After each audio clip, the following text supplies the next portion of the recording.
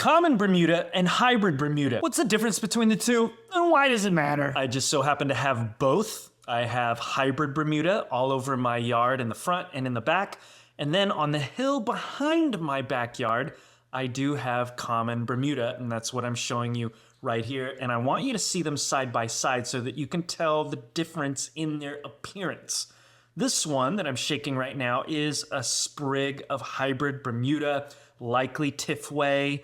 It's a pretty general lawn that comes with builder's sod. I have a new build, and this is basically what they put in most new builds. And this is common Bermuda. Years ago, I made the mistake of seeding the back hill of my yard, and this is what grew in. Now, I want you to see the difference and why this is important. Hybrid generally seems to be a finer texture. You can see that. The leaf blades seem to be more fine. I want you to notice the nodes where I'm kind of pointing here, that where the stem comes out of the main branch here. The distance between them is pretty small. The leaves themselves are pretty fine.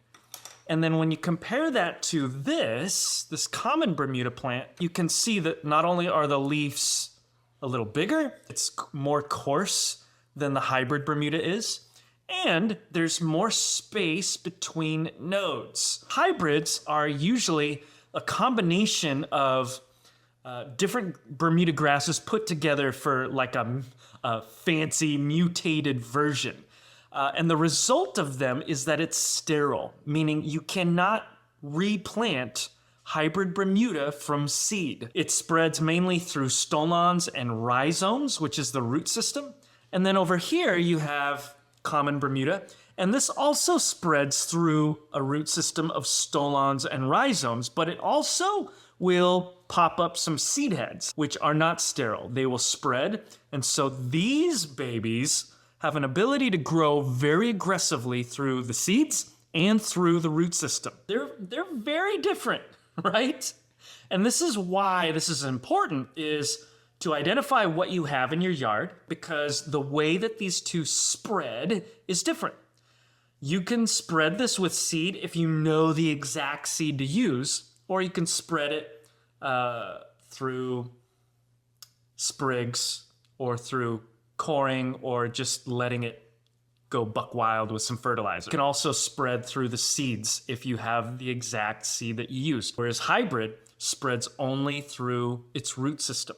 This is important because a lot of people will buy these new homes and they'll have hybrid Bermuda in there. It's a builder's sod. All sod is hybrid.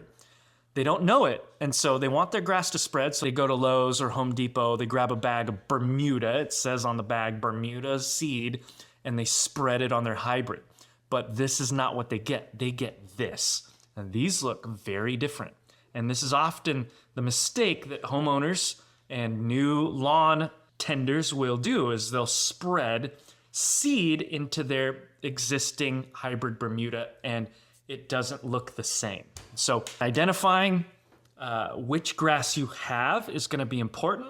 You might have common, you might have hybrid, but that's the first step, is to see which one you have. And from there, you can then set up a strategy for how you want to grow it and spread it.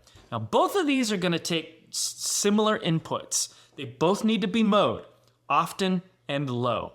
They both need fertilizer. They both need water. They both need to resist weed pressure through healthy lawn cultural practices. But they spread a little bit different. Both of them spread through roots, but only common spreads through seed.